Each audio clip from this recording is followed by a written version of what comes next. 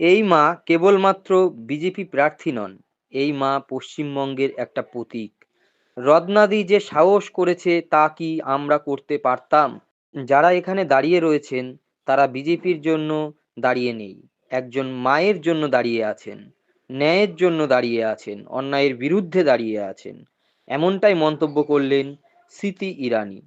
আজ নমিনেশন জমা দিলেন পানিহাটির বিজেপি প্রার্থী রত্না দেবনাথ।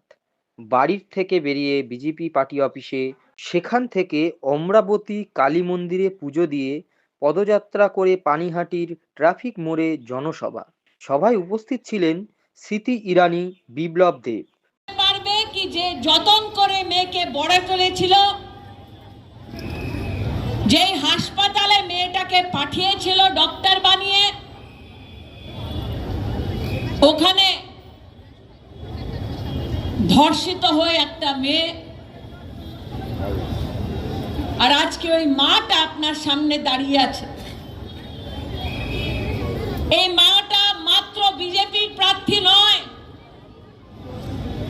এই মা পশ্চিম বাংলার প্রত্যেকটা মহিলার একটা প্রতীক। তাই আজকে হাত জোট করে এক একটি মানুষকে আমি বলতে চাই, এটা আমাদের মা, আমাদের বাড়ির মেয়ে। এই ঘটনাটা যদি আমাদের বাড়িতে হতো, সত্যি বলুন,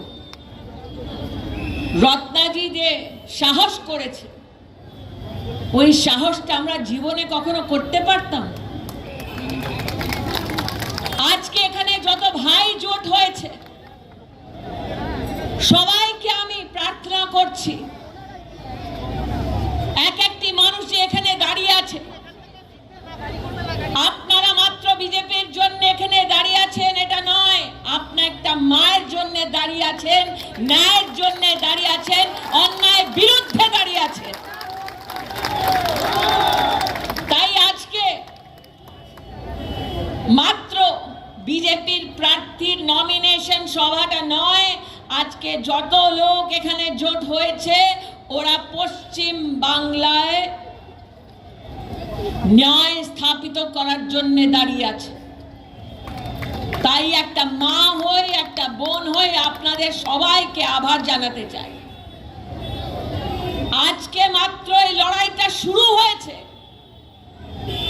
যত যত দিন এই ইলেকশনে আমরা দিন কাটবো, তত দিদিকে টিএমসির গুন্ডারা বিরক্ত করবে, এটা আমরাও জানি। তাই এক একটা কর্মীকে জিজ্ঞেস করতে আইছি, পশ্চিম বাংলার এক একটা মানুষকে জিজ্ঞেস করতে আইছি, এই মা কি একা আর খাটবে? এই মা কি একা লড়বে?